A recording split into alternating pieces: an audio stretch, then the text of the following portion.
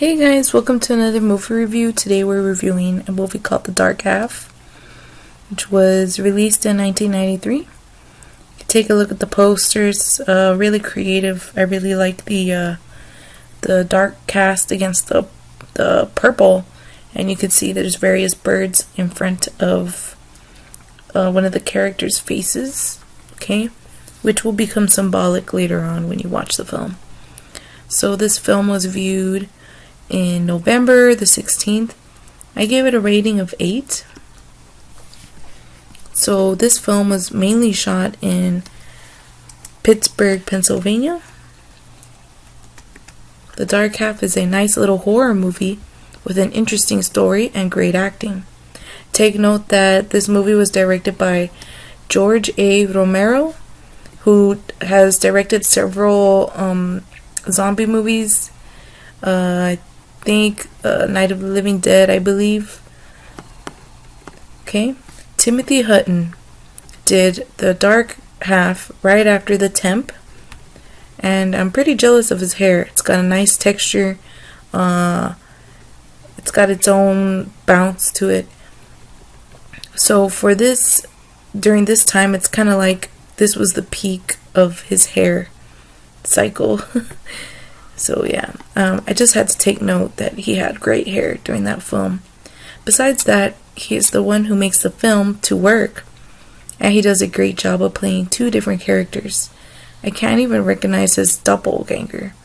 Really, the two separate characters is played out very well, and at times you can't even tell that it's the same person. Amy Madigan is okay, but she is mostly miscast. The matter of fact is that she never really blended well when it comes to movies. I think this is just my opinion, but her face is very serious, and I think that's why it's kind of hard for her to fit into the role, because she seems like maybe like a very strong character, and she doesn't come across to me as like a weak person. So anyway, Michael Rooker is excellent and gives a sound performance. I've always enjoyed his work. Definitely.